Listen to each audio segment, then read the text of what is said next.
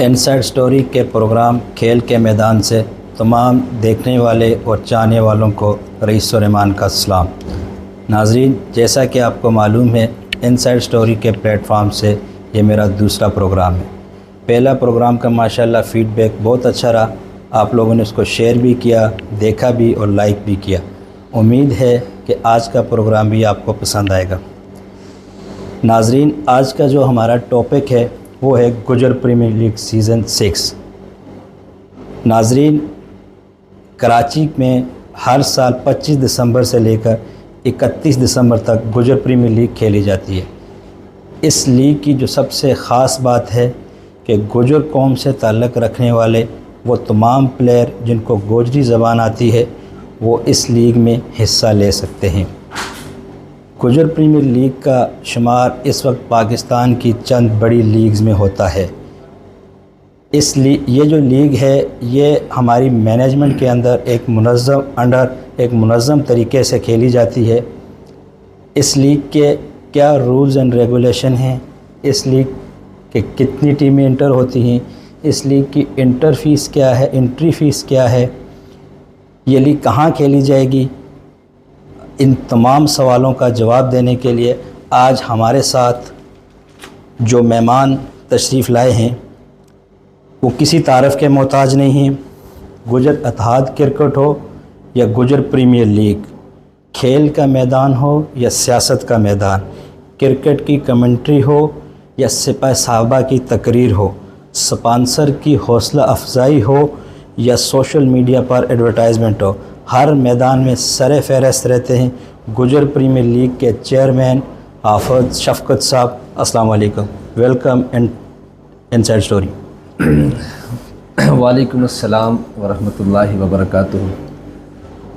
सबसे पहले तो मैं रईस रहमान साहब आपका तहे दिल से शुक्रगुज़ार हूँ कि आज आपने inside story with rice Rahman के प्लेटफॉर्म से मुझे मौका फ़राहम किया, और उसके साथ साथ मैं आपको ख़राज तहसीन भी पेश करता हूँ और मुबारकबाद भी देता हूँ कि आपने बहुत जल्द ये प्लान सोचा और पहली वीडियो जो आपने इस पे प्रोग्राम किया, और वो प्रोग्राम माशाल्लाह इतना ज़बरदस्त चला कि जहाँ पर आपके शायद फॉलोअर्स की तादाद 100 है और वहाँ पर आपके व्यूज़ की तादाद 6000 प्लस है।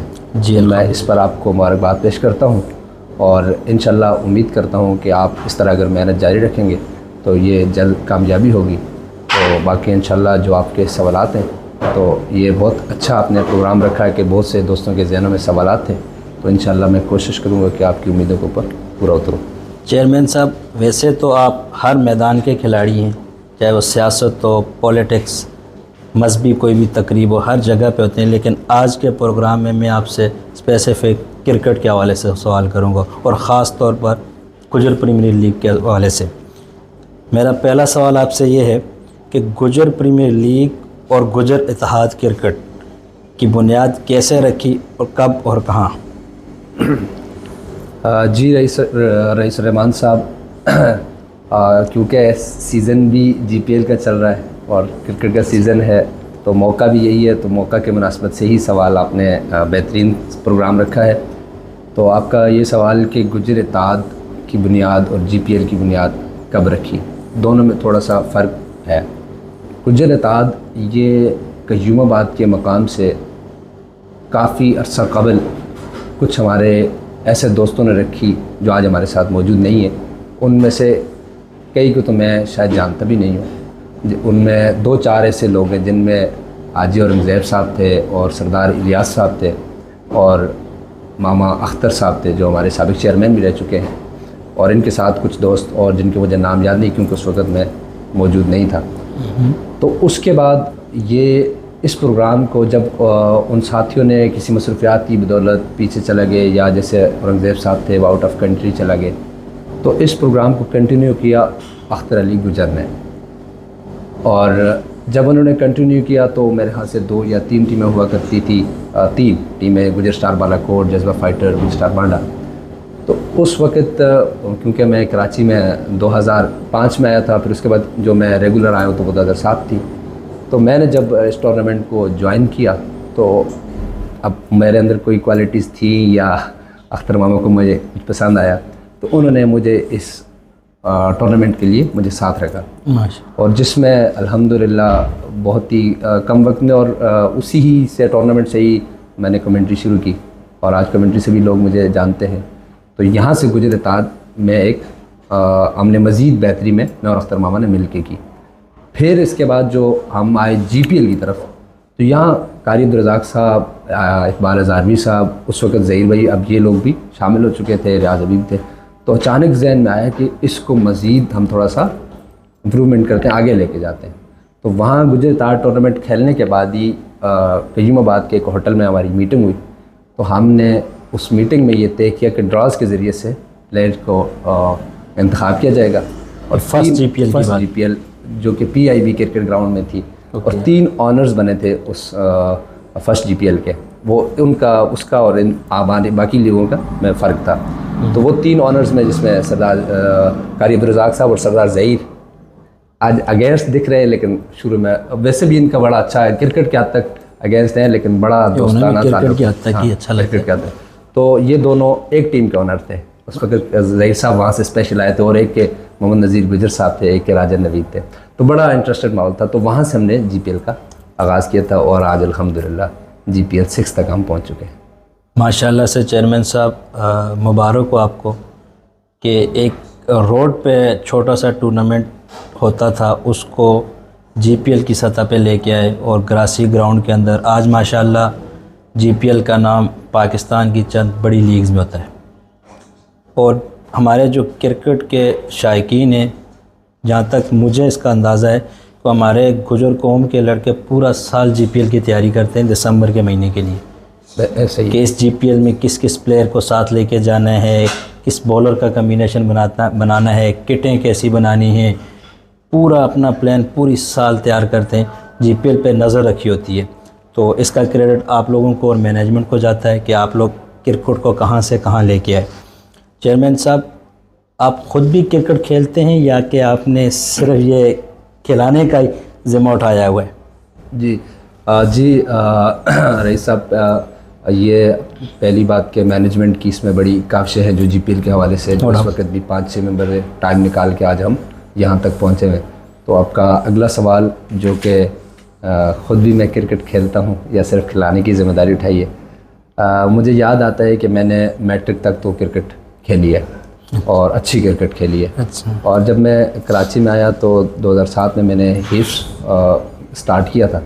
तो उस दौरान हिफ्स के दौरान मैंने क्रिकेट नहीं खेली थी, लेकिन जब मैंने आगे आलिम के कोर्स का आगाज़ किया था, तो उसमें भी मैंने क्रिकेट अल्हम्दुलिल्लाह अच्छी क्रिकेट खेली है, और बॉलिंग अच्छी हुआ करती थी, और अपने आप को शुएब अख्तर खिलाता था माशाल्लाह। बैटिंग बिल्कुल नहीं हुआ करती थी उस वक्त। तो मैंने तो ये अब उसके बाद खिलाने की ज़िम्मेदारी, तो ये फिर जब हमने गुजर ताद में जब अख्तर मामा के साथ जब हमने ज्वाइन किया, तो वो एक ज़िम्मेदारी ही बन गई थी, क्योंकि जब हम टूर्नामेंट करते थे तो उनको ये सारी चीज़ें मैनेज करना, तो अब इसको एक ज़िम्मेदारी समझ गई। फिर मौका ही नहीं मिलता था। अब अगर टीम में है तो भी इधर उधर भागना, वो जो कि आपके सामने है, बड़ा मुश्किल है। बिल्कुल, अगर सारे ही खेलने वाले बन जाएं तो खिलाएगा कौन, प्रॉपर तरीके से मैनेज कौन करवाएगा। बिल्कुल। तो कुछ लोगों ने ये ज़िम्मेदारी उठानी होनी होती है, तो आपने उठाई हुई है, आपको मुबारकबाद देते हैं। चेयरमैन साहब, मुझे ये बताएं कि महंगाई के इस दौर में आप GPL जैसा इतना बड़ा इवेंट मुनक्कद करवाते हैं, इसके माशाल्लाह से 5 आप कामयाब इवेंट करवा चुके हैं, 6ठा एडिशन आप करवाने जा रहे हैं। ये जो पूरा इवेंट आपका होता है, इसके लिए आपको क्या क्या मुश्किलात का सामना करना पड़ता है, कैसे मैनेज करते हैं, कैसे टीमों को कंबाइन करते हैं आप इस एडिशन के लिए, क्योंकि इस वक्त के हिसाब से इतना बड़ा इवेंट करवाना काफ़ी मुश्किल काम है। ऐसा है कि जब भी आप किसी काम में अगर आप मुखलिस होंगे और मेहनत करेंगे, तो आप कामयाबियों की तरफ जाएंगे। क्योंकि इसमें जब ये GPL हमने जब आगाज़ किया या इसमें अब हम काम कर रहे हैं, तो यकीनन इस वक्त हमें अंदाज़ा है कि एक टीम को जो सबसे कम खर्चात के साथ आ रही है, बाज़ लोग इसको इसराफ़ भी कहेंगे, ज़ाया भी कहेंगे, लेकिन वो एक अलग मौजू है। लेकिन जो टीमें आ रही हैं, जो कराची की सतह पर भी अगर कोई टीम तैयार होती है, तो वो भी काफ़ी मुश्किल से तैयार होती है। फिर हमने जब 3 टीमों वाला एडिशन करवाने के बाद जब लोगों ने हमें हौसला अफजाई की, लोगों ने हमें दाद दी, तो हमें ये लगा कि हम मज़ीद इसको आगे लेके जाएं। और फिर उसके अगले साल 12 टीमें थी और हमने लाइव कवरेज में हम चेंजिंग लेके आए, मज़ीद हम कैश इनामात में बढ़ाते गए और इसमें स्पॉन्सर का भी तावन है। तो आज हम जो इस पोजीशन पर हैं कि हम GPL सीज़न 6 में मुश्किल बहुत है, जिसके लिए टाइम सबसे बड़ी चीज़ है आज के इस वक्त में, टाइम निकालना। लेकिन आप ये 6 मेंबर को आप देख रहे हैं और आप तो आजकल हमारे साथ ही हैं। सीज़न शुरू हो चुका है और यूँ लगता है कि जैसे एक घर के अंदर शादी का समा आ रहा हो और लोग तैयारियां कर रहे हो। तो इस ही पोजीशन के साथ हम इस वक्त मेहनत कर रहे हैं और कहीं भी कोई भी मेंबर सुस्त नहीं हो रहा। तो इसका नतीजा ये है कि अल्हम्दुलिल्लाह एक अच्छा इवेंट में करवाने में कामयाब होते हैं। माशाल्लाह। चेयरमैन साहब, अपने व्यूअर्स और क्रिकेट के दीवानों को ये बताएं कि पिछले 5 इवेंट के मुकाबले में 6ठे एडिशन में आप क्या नया करने जा रहे हैं? पहले हर इवेंट में कुछ सोचते हैं, कुछ नया लाएँ, तो कुछ उसमें भी मुश्किलात भी होती हैं, अखराजात के हवाले से भी सोचना पड़ता है। तो इस एडिशन में सबसे पहली बात तो यह है कि हमने कैश प्राइज़ में भी हमने इजाफ़ा किया और दूसरा जो सबसे बड़ी अहम चीज़ लेके आए वो रिव्यू सिस्टम लेकर आए। और ये यानी कि चेंजिंग है। जैसे मैंने कहा ना कि हर लीग के अंदर शुरू में कुछ नहीं था, तो दूसरी में स्पॉट विजन था, तीसरी में वो अच्छा बेहतर था। तो इस बार हम जो है रिव्यू लेके आए हैं और ये टेप बॉल क्रिकेट में यहाँ पर अगर देखें तो कराची में शायद एक लीग हुई थी मेरे इल्म में, अगर मैं गलत नहीं हूँ, या 2 होंगी। तो इसके अलावा ये GPL का ही ये कारनामा कहलाएगा कि हम रिव्यू सिस्टम टेप बॉल में लेकर आए। चेयरमैन साहब, बहुत अच्छी चीज़ है, आप रिव्यू सिस्टम तो लेके आए। तो रिव्यू सिस्टम की क्या टर्म्स एंड कंडीशन होगी? कौन ले सकेगा? बैट्समैन ले सकेगा, कैप्टन टीम का ले सकेगा, अंपायर पे डिपेंड करेगा? क्या टर्म्स एंड कंडीशन है इसकी? अच्छा, वो जब हम कोई भी चीज़ नई लाते हैं तो सबसे पहले अपने पेज के ज़रिए से हम उसको लोगों तक पहुंचाते हैं। तो ऐसे ही लास्ट टाइम जब हमने इसको ऑन किया था तो लोगों को बताया था कि हम क्या लेकर आए हैं। तो रिव्यू सिस्टम में हमने 2 रिव्यू रखे हैं टीमों के लिए और वो जो प्लेयर है उसी को, क्योंकि जैसे एक बैट्समैन है तो वो खुद ही लेगा, तो अगर दूसरी साइड बॉलिंग साइड है तो वो उसका कैप्टन ही अगर बॉलर है तो वो कैप्टन के मशवरे से ही लेगा। तो उसकी दूसरी बात यह है कि ये रिव्यू स्टंप और उसके साथ जो कैचेस जो बाउंड्री के ऊपर या कैच छूट जाता है, ठीक है, तो इस तरह कीपर का कैच का जो बसा औकात ज़मीन पे एक बार ऐसा भी हुआ था, अंपायर को जज नहीं हो तो इस सूरत में ये रिव्यू होगा। और इसके साथ रन आउट का ये रिव्यू होगा। तो बाकी जो है अगर अंपायर को डाउट होगा, लेकिन ऐसा नहीं है कि हर टीम बोले नहीं यहाँ पर हमें डाउट है, ये नहीं होगा, बल्कि अंपायर दोनों फैसला करेंगे कि हाँ भाई हमें यहाँ पर डाउट है। तो ये तो क्यों कंफर्म है कि जो अंपायर का फैसला होगा वो हतमी होगा, जिसके ऊपर पिछले सीज़न में भी हम पे बातें भी की, क्योंकि अंपायरों का ताल्लुक तो शायद आपके टॉपिक में भी आएगा इस तरह की बात अंपायरों के हवाले से। तो अंपायर जो हैं वो होते ही अलग से होते हैं, उनका किसी भी ताल्लुक़ नहीं होता टीम से। तो इसमें जो है हम अंपायर का फैसला हतमी कर दिया। तो यानी कि अगर वहाँ कोई टीम हर एक गेंद के बाद कि नहीं जी रिव्यू सिस्टम में जाए तो ऐसा मुमकिन नहीं है। माशाल्लाह से जी, जिन हमारे दोस्तों प्लेयरों और जिनके गिले शिकवे थे कि मेरा कैच नहीं था, ये कैच अंपायर ने गलत दे दिया, ये अंपायर का फ़ैसला गलत था, तो इस मरतबा उनके गिले शिकवे उम्मीदें दूर हो जाएंगे। बाकी होना चाहिए, हर साल कुछ नया होना चाहिए, क्योंकि वैसे भी क्रिकेट, टेप बॉल क्रिकेट ख़ासकर बहुत आगे जा रही है। ठीक है चेयरमैन साहब, मुझे ये बताएं कि एडिशन 5 में आपने एक प्लेयर ऑल पाकिस्तान अलाउ किया हुआ था, मुख्तलिफ़ टीमों के साथ टेप बॉल के स्टार आए थे, आपका इवेंट माशाल्लाह बहुत हिट हुआ था उनकी वजह से। सीज़न 6 में वो रूल्स आपने क्यों रिमूव किया, किस वजह से? इसकी कुछ वजूहात अगर मैं कहूँ तो शायद गलत नहीं होगा। उसमें पहली बात तो ये थी कि सबसे पहला मसला जो था वो देखें, जो भी कैप्टन मैदान में टीम उतारता है उसका ये 100% इरादा होता है कि मैंने जीतना है यहाँ पे, चाहे उसके लिए उसने कहीं से भी कहीं मुश्किल करनी है, अखराजात करने। तो हमने देखा कि पिछले जब इवेंट में प्रोफेशनल प्लेयर्स जो थे तो वो एक एक कैप्टन को काफ़ी महंगे साबित हुए। उसके बाद दूसरी जो अहम और ख़ास बात, जब हम ये रूल ला रहे थे तो तब भी हमारे गुजर ताज से रिलेटेड प्लेयर्स का ये था कि यार शायद क्या अब हमें मौका न मिले। तो और वो बात उनकी ठीक भी थी।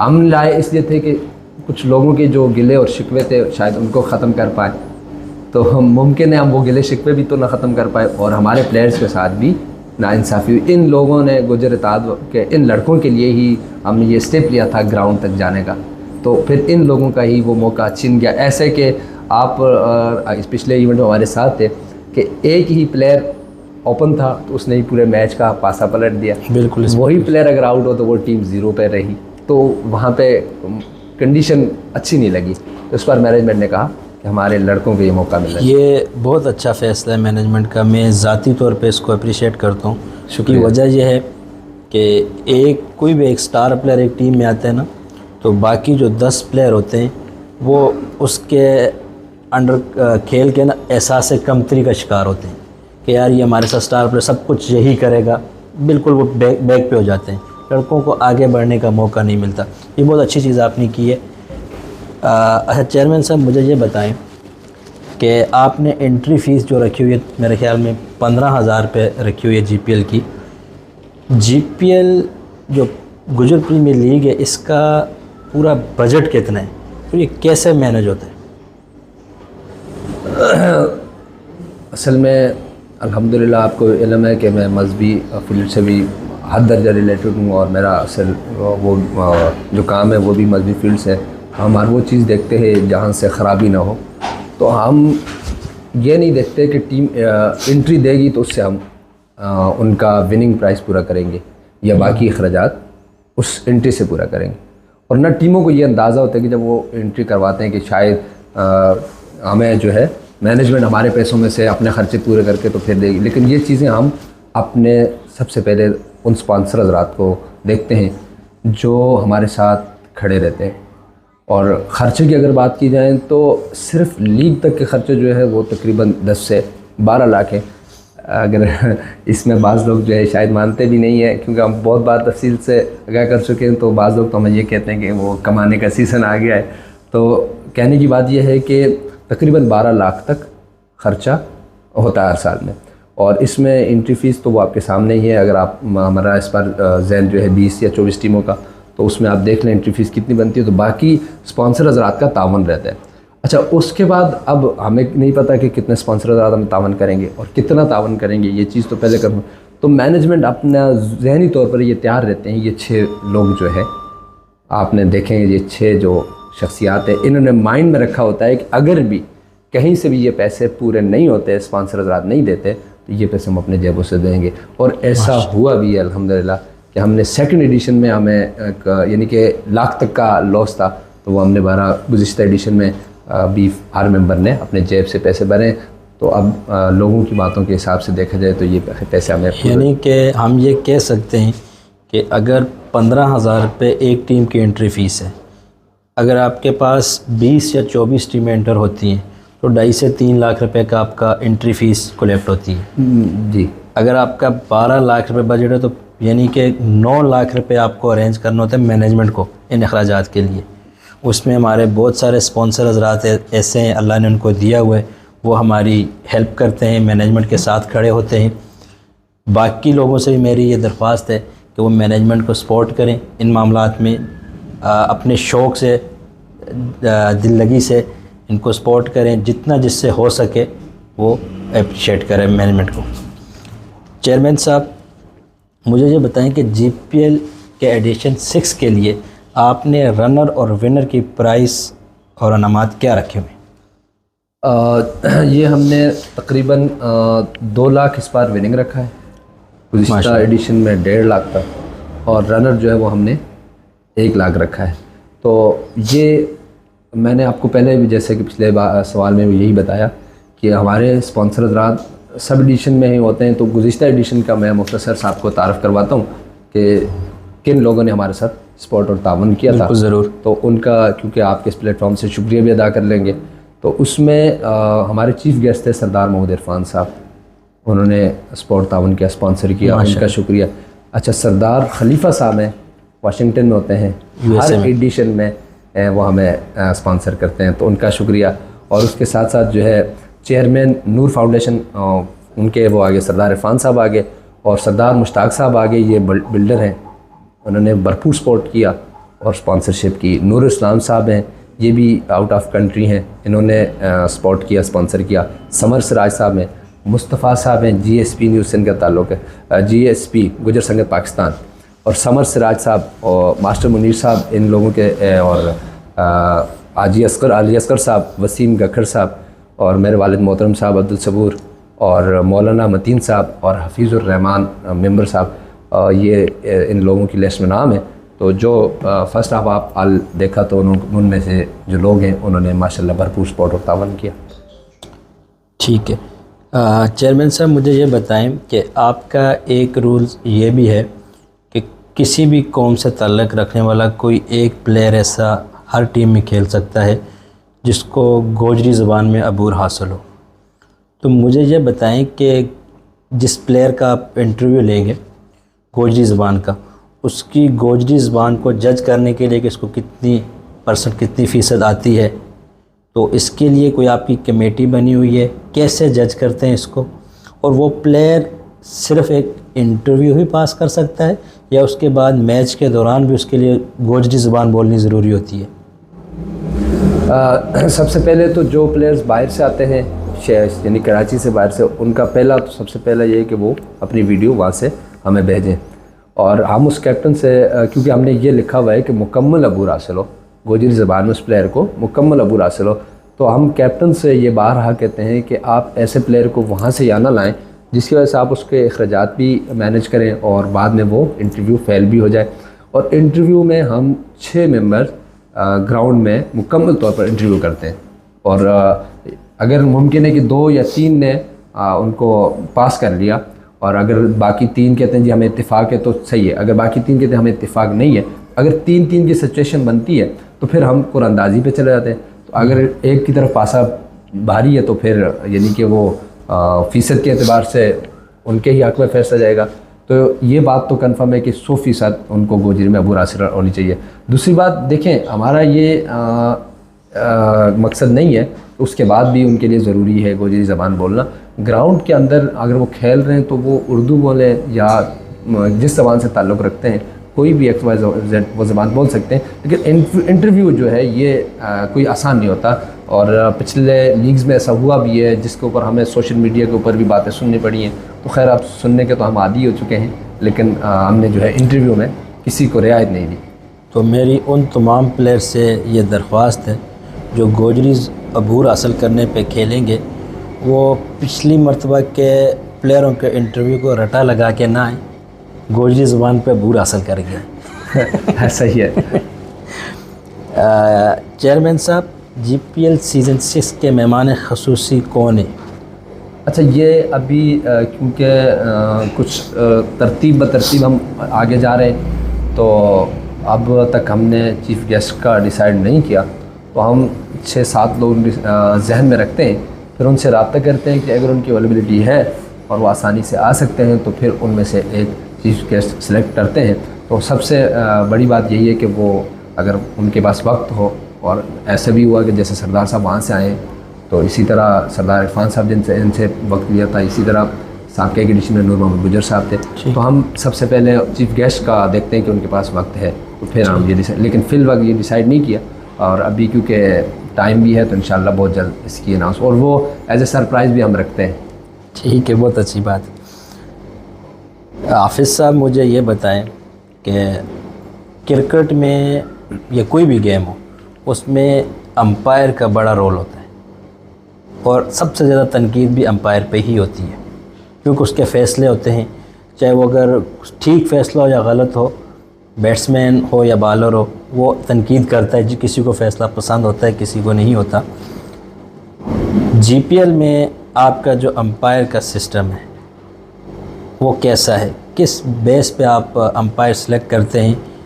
मैं ये सवाल भी आपसे ज़रूर पूछूंगा कि अगर GPL की मैनेजमेंट अंपायर सेलेक्ट करती है तो उसमें जो GPL मैनेजमेंट के मेंबर होते हैं वो टीम के कैप्टन भी होते हैं, टीम के ओनर भी होते हैं, तो क्या अगर वही मैनेजमेंट अंपायर सेलेक्ट करती है तो हम उसको न्यूट्रल अंपायर कह सकते हैं?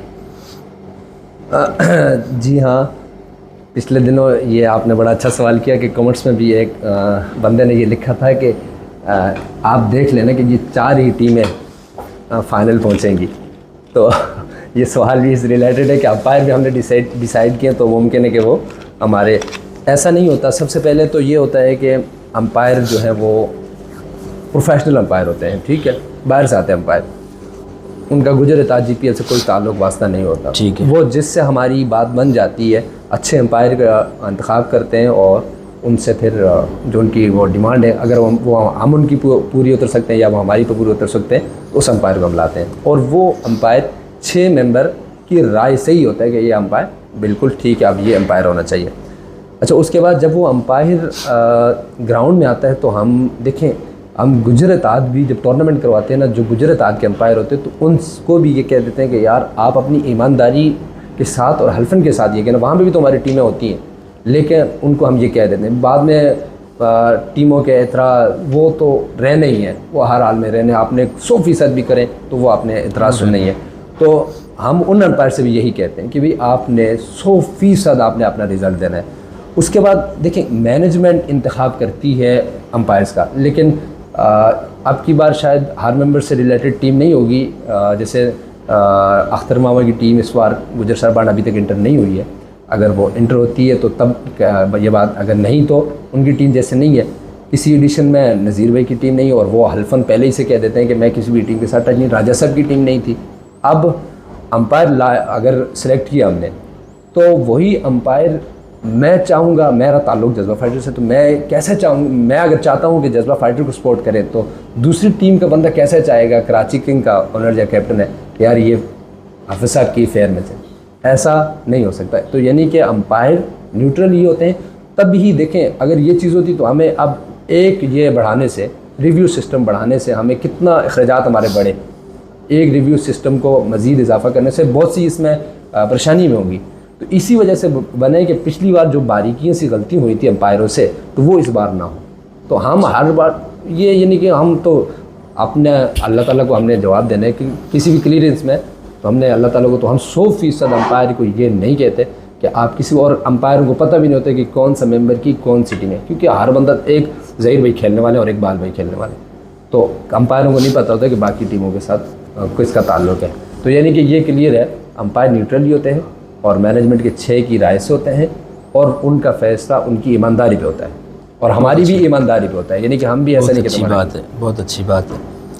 चेयरमैन साहब, मुझे ये बताएं कि जीपीएल के एडिशन 4 में कुछ मैचेस के शेड्यूल का मामला ज़ेर बहस आया था, जिसमें मेरे ख्याल से जज्बा फाइटर और सरदार क्रिकेट क्लब का मैच खिलाया गया था, कराची किंग और नूरसम यूनाइटेड का खिलाया गया था, ठीक है क्या। इसी तरह सीज़न 5 में बालों का कुछ मसला इश्यूज़ आया था सामने, कोटली की टीम ने मेरे ख्याल में कोई इशू उठाया था। तो इन दोनों लास्ट जो आपके साथ ये इश्यूज़ आए थे, इनको दोबारा ना दोहराने के लिए आपने सीज़न 6 के लिए क्या इक़दाम किए? अच्छा, मेरे ख्याल से पहला सवाल तो आपका वो जीपीएल सीज़न 4 से रिलेटेड है। जी, वो इशू था ही नहीं। पहली बात तो मैं ये क्लियर करूँ, वो इशू था ही नहीं। वो इशू काफ़ी लेट जाके इवन एक साल के बाद बना था, वो भी कुछ कन्फ्यूज़न की वजह से कि क्योंकि देखो जीपीएल का जो शेड्यूल होता है वो ओपनिंग सेरेमनी में अनाउंस होता है और वो सबके सामने कुरानंदाजी में अनाउंसमेंट होता है, ठीक है। तो उस वक़्त उन टीमों ने फोकस नहीं किया था जिन्होंने ऑब्जेक्शन किया था, क्योंकि ये मैच जो शेड्यूल ख़राब होने की बात हो रही है एडिशन 4 की, वहाँ पे मैच जिन टीमों का था उनका ही करवाया है। वहाँ पे एक मैच को पहले मैच करने पे शेड्यूल थोड़ा सा चेंज हो रहा था, तो हमने वहाँ पर उन टीमों से पूछा, जिस टीम का हमने, यानी कि वहाँ नूरसम का मैच पहले शुरू हो रहा था, तो उस वक्त रियाज भाई हमारे कमेटी मेंबर से, तो मैंने इनको कॉल करके कहा था कि भाई अगर मैच चेंज हो रहा है तो हम यहाँ पर मैच चेंज करते हैं दोबारा, अभी टॉस से पहले की बात है। तो उस टीम को हमने जाके इन्फॉर्म किया कि हम गलती से ये मैच आपका पहले करवा रहे हैं, हालांकि मैच आपका बाद में बनता है, तो अगर आप इस पोजीशन में खेलते हैं तो आपका मैच शेड्यूल में यही बनता है। तो फिर उस टीम ने मान लिया कि भाई बिल्कुल ठीक है, हम पहले मैच खेलते हैं और हमारा अगला मैच शेड्यूल पे यही बनता है। सिर्फ एक मैच पहले होने की वजह से लोगों के जहन में ये शुभ आया था, तो इस पर मैंने अल्फन भी कह दिया था कि ऐसा कुछ भी नहीं है, कि जो टीमों का मैच बन रहा था, जो ओपनिंग सेरेमनी में अनाउंसमेंट हुआ था, उसके अंदर के बाद कोई रद्द बदल नहीं। दूसरा सवाल आपका बॉलर के हवाले से, देखिए, बॉल बनाती हैं कंपनीज और मैनेजमेंट का काम होता है बॉल टीमों को प्रोवाइड करना। आप यकीन नहीं मानेंगे 60,000 तक की बॉलों का पिछले एडिशन में ख़र्चा भी हुआ था और बॉलों के ऊपर क्लेम भी थी। हमें उन टीमों से थोड़ा सा यहाँ पे शिकवा ये हुआ था कि अगर वो मसाइल बॉल के थे, हमने उनको वहाँ बोलें दी, ये बोल ले लो, वो ये बोल ले लो, लेकिन वो बोलें शायद उनको समझ में नहीं आई। तो हमने, अगर वो टीमें बाद में हमसे ये कह रही थी कि यार आपका बॉलों का मसला था, तो हम कोशिश करते हैं कि यार नए साल में उसको सॉल्व करें। तो वहाँ पर टीमों ने बजाय सोशल मीडिया पर आए और हम भी सोशल मीडिया पर आए, जो कि हमें भी नहीं चाहिए, लेकिन हमने कहा कि इसको वजाहत कर लेनी चाहिए, ऐसा ना हो कि लोगों के जहनों में हो। तो अब अगर गुज़िश्ता साल में ऐसी छोटी मोटी गलती हुई हैं, इस बार हमने उसका मुतबादल क्या किया कि हम हर साल एंट्री बढ़ाते हैं और एंट्री इस बार हम 5,000 तकरीबन बढ़ा देते हैं। लेकिन हमने देखा कि इस बार, पिछली बार बॉलों का हमारे साथ मसला हुआ है, ख़र्चा भी ऐसा एक्स्ट्रा होता है, तो बजाय ये टीमों के ऊपर ही रखते हैं और 5,000 एंट्री नहीं बनाते। अब वो टीमों के लिए आसानी है कि वो 2,000 में 3,000 में भी मैनेज कर सकते हैं और लीग्स मैच में जो टीमें बाहर हो जाती है उनके लिए और आसानी हो जाएगी, वो 700-800 में मैनेज कर लेंगे। तो ये और फिर आप वो लाएंगे भी अपनी मर्ज़ी के साथ, बोले लाएँ। बाल का कोई साइज़ आपने मुख्तस किया है या किसी कंपनी की बाल मुख्तस की है कि या कोई भी ला सकता है? नहीं, असल में एक तो कोशिश करेंगे कि वो पैमाना हमें मिल जाए, इसके लिए कोशिश है। अगर वो नहीं भी मिलता तो हम जो 3-4 कंपनीज़ हैं जो फेमस, उनका नाम इंशाल्लाह बहुत जल्द अनाउंस करेंगे कि इन 4 कंपनीज़ की बॉलों के साथ ही जो आसानी से हर दुकान से मिल सकती हो और अच्छी बॉलें हो। तो इनके उसमें क्योंकि साइज़ में बाद में फ़र्क आता है, और तो कोई इतना बड़ी साइज़ का ही फ़र्क, कोई बड़ा ले आता है तो उस पर होता है बहुत से कोई इतराज़ हो जाता है, तो वो हम सिर्फ पैमाना बराबर करने के लिए एक कंपनी की बोल दे रहे हैं। और फाइबर जो कि अक्सर फाइबर के अलावा नहीं होगी, ये कोई इस्तेमाल ना कर ले, तो इस चीज़ को हम ज़रा बारीकी से बहुत अच्छी बात है। चेयरमैन साहब, मुझे ये बताएं कि हमारे तकरीबन जो GPL की फ़ैन फॉलोइंग है ज़्यादातर कश्मीर, बालाकोट, मानसरा, कोहिस्तान, बडग्राम इन एरियाज़ में है। तो हमारा इवेंट होता है GPL का कराची में, ठीक है, बहुत सारे लोग हमारे कारोबार के सिलसिले में या मुकीम में, तो वो तो इसमें पार्टिसिपेट कर सकते, लेकिन बहुत सारी तादाद ऐसी है जो वहाँ से नहीं आ सकते, क्योंकि ज़ाहिर आने जाने का ख़र्चा होता है, टीमें नहीं आ सकती। तो GPL कराची के अलावा इस्लामाबाद या मानसरा में भी मुनक़्क़िद किया जा सकता है? जी, ये बहुत से लोगों की ख्वाहिश भी है और बहुत से लोग चाहते भी हैं कि GPL का एडिशन यहाँ होना चाहिए, और हम भी दोस्तों को मायूस तो नहीं करते, लेकिन आप देख लें यहाँ पर हम मौजूद हैं इस शहर में और हर चीज़ हम हासिल भी कर सकते हैं, लेकिन वक्त जो है वो बड़ा मुश्किल है निकालना। लेकिन इसके ऊपर हम सोच रहे हैं कि कोई चांस बनता है तो इंशाल्लाह ये दोस्तों की जो ख्वाहिश है इसके ऊपर हम पूरा उतर सकें।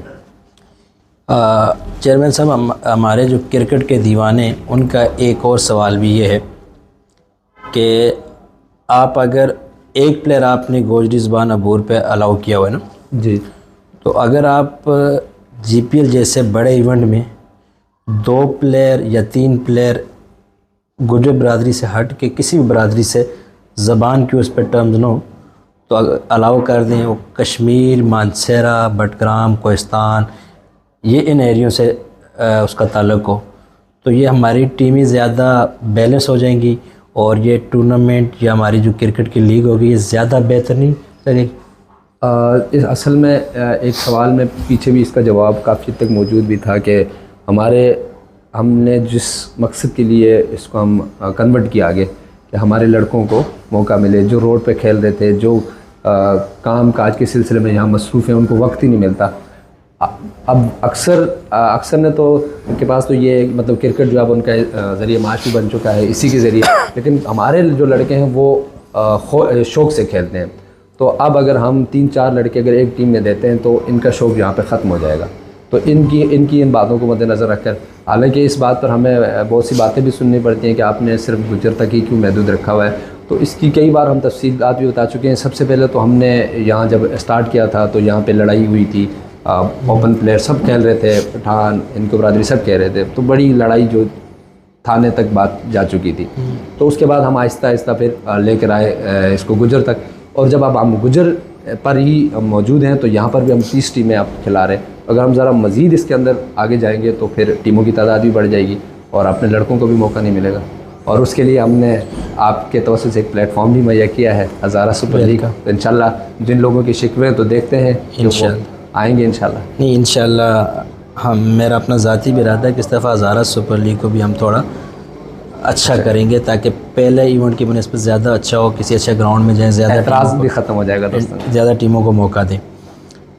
अच्छा चेयरमैन साहब, अभी लगभग 1 महीने से भी कम वक्त रह गया है एडिशन 6 में, तो अभी वक्ती तौर पे ऑन ग्राउंड कितनी तैयारियां आपकी जीपीएल के हवाले से हो चुकी हैं, क्या क्या काम पेंडिंग है, ओपनिंग सेरेमनी आपकी कब है, शेड्यूल कब तक आएगा, टीमों की एंट्री कब बंद होगी, स्क्वाड कब तक आएगा, तो ज़रा हमारे क्रिकेट के शायकीन को ये भी बताइएगा ज़रूर।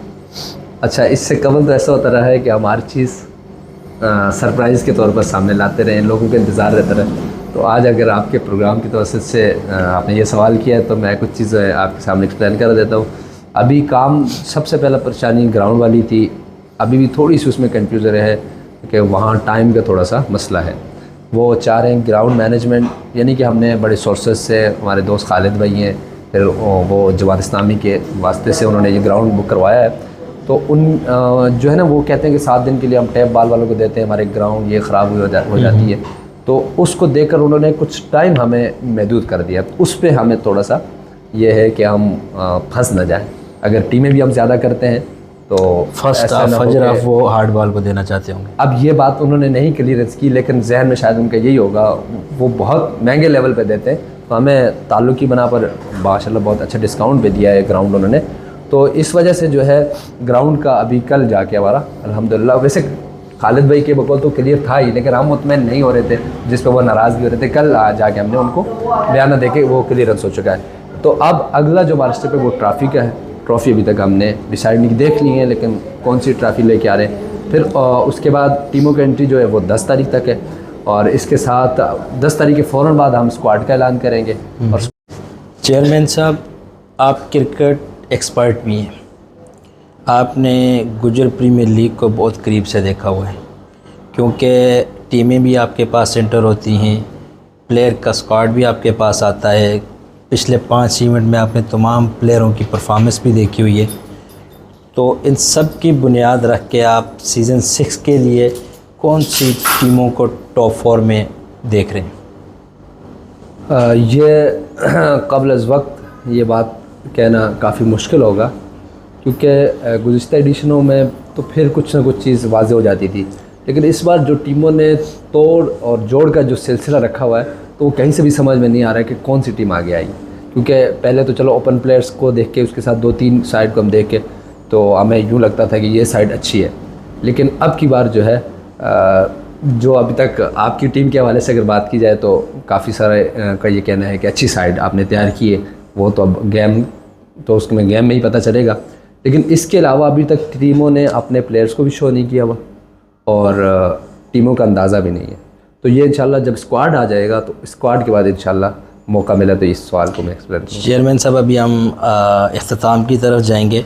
मैं आखिर में सबसे मतलब मेरे काफ़ी सारे जो क्रिकेट के फ़ैन हैं उनकी तरफ से एक क्वेश्चन है आपके लिए, चेयरमैन साहब के लिए, बेसिक है जीपीएल चेयरमैन, कि अभी तक जो पिछले 5 एडिशन हुए, 2 कराची किंग जीती है, 1 जज्बा फाइटर जीती है, 1 गुजर स्टार बालाकोट, और 1 मेरे ख्याल में वो आपने ड्राज पे कराया था, उसका टीम का नाम नहीं था आई थिंक।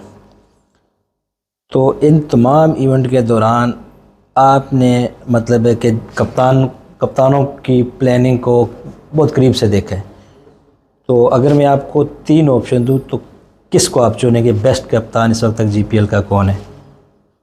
नंबर 1 कारी अब्दुर्रज़ाक साहब, नंबर 2 नवीद राजा गुजर स्टार बालाकोट के कप्तान होते थे, नंबर 3 लाला मीर अफजल या ज़हीर भाई, वो दोनों कराची किंग को लीड करते हैं। तो इन 3 ऑप्शन में से आप किसको चुनें?